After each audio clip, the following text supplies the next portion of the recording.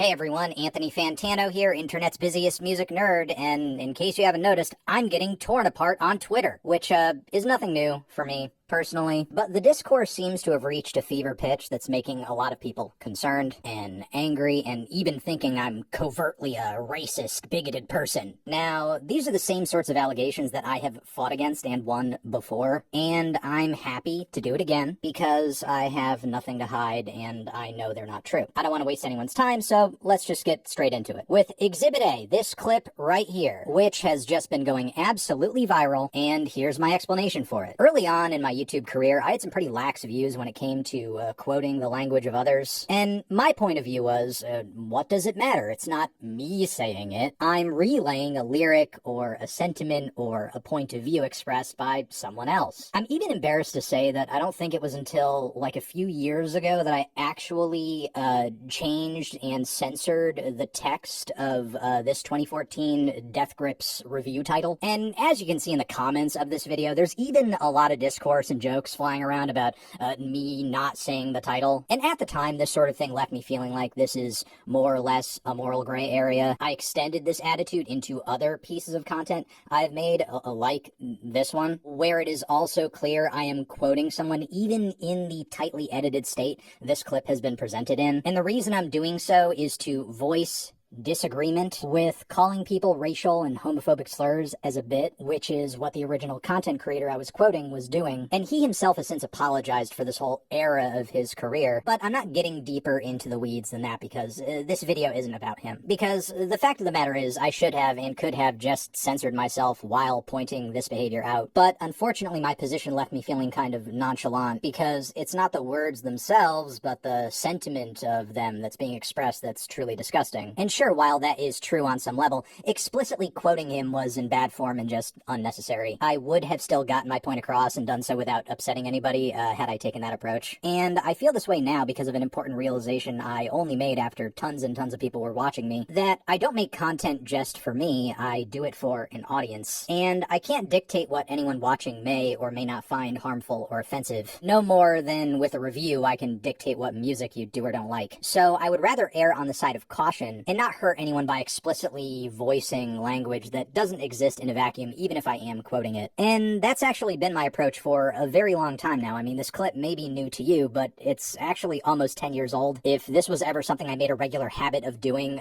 believe me, you'd be seeing more examples than this. All I can do is take ownership of having quoted these words in this way, and obviously say that I'm sorry, which I am in fact sorry about this. Now, there are going to be some people watching this video who will say, no, that's not enough. I know you're a racist. I saw a clip of you laughing at Trayvon Martin's death, which I guess this is the clip. Vegan invited me to an event that taught me about PETA's buying guides slash neoliberal whiteness and Trayvon Martin. Okay. Dude, fucking Trayvon. I was thinking Trey Melvin. I had a big thing with Trey Melvin. Which I will agree, that doesn't look good. But believe it or not, the way this clip has been presented is a lie, and it's been heavily edited too. First off, I gotta say, the Drunken Peasants podcast where I was appearing in that clip is explicitly not a right-wing podcast. While yeah, it's true the show has featured a pretty wild range of guests over the years, and the humor tends to run a bit edgy, they also regularly make fun of right-wingers, alt-right psychopaths, and the president. And in this clip that you just saw, I'm reading a super chat that is on the screen that was sent in by a viewer of the show. And the reason I'm jumping into reading it is that partially it is a dig at me, because on the show it's not exactly a secret that I'm an openly liberal vegan. And from there, here's what actually happens. A vegan invited me to an event that taught me about PETA's buying guides slash neoliberal whiteness and Trayvon Martin. Okay. Dude, fucking Trayvon. I was gonna.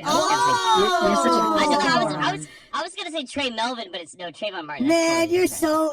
You know what, Jeff? You're so right wing. As you can see there, that is not the clip that is getting passed around. In this original clip, Jeff Holiday there on the podcast doesn't even finish his sentence. He apparently gets Trayvon Martin mixed up with someone else entirely, and I even call him a moron.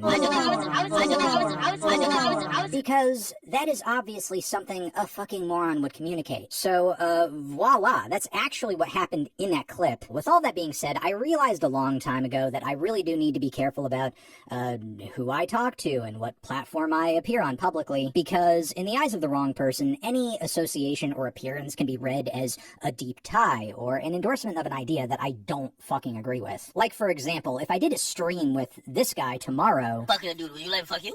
No. Why not? Suppose he's like, yo, bro, listen, yo, you always wanted me to be next to you, now I could be inside of you, pause. Yo, I'm not gay. Nah, you suck a dick though.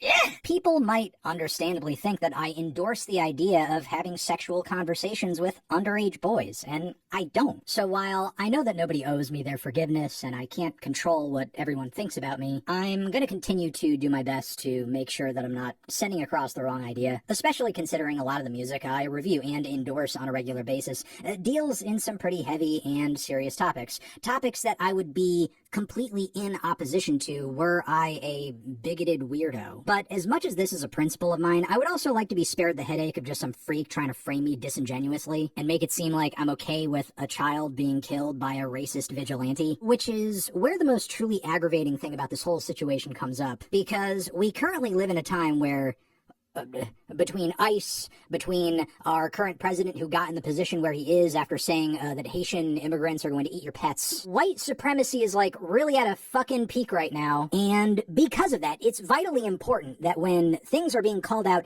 as legitimately racist, that those accusations actually mean something. But I guess instead what some people would rather do is water down the impact of that, deceptively edit clips to make it look like I like it when children are killed. Alright, I don't think I have anything else to say here.